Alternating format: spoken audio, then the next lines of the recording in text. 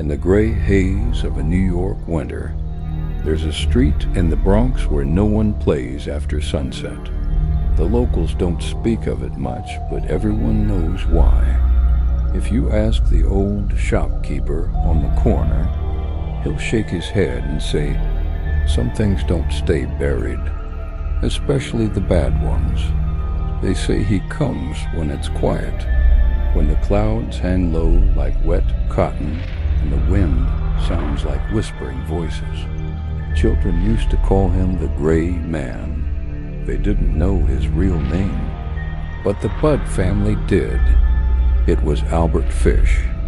In 1928, Grace Budd was just 10 years old when an old man knocked on their door. He was polite, dressed well, and soft-spoken. He said he had work for Grace's older brother. Her parents welcomed him like any other guest. But when he saw Grace, something in his eyes changed, just for a moment. He left with her that day, promising to take her to a party.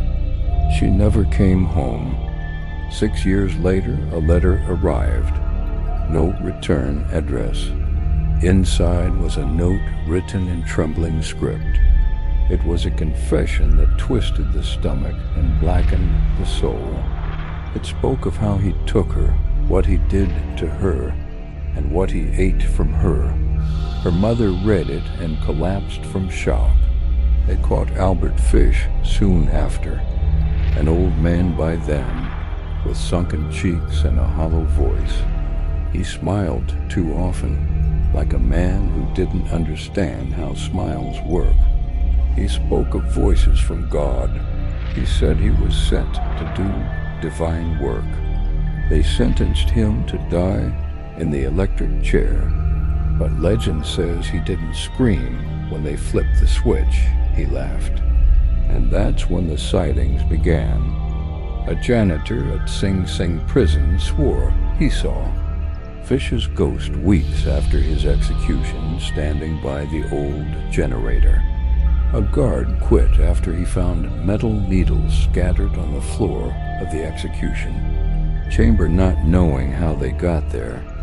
In the Bronx, children began waking with nightmares. One girl said she saw a man in the corner of her room, dressed in gray, his eyes like old pennies, smiling so wide it looked painful. He whispered, "You've been a good girl, haven't you?"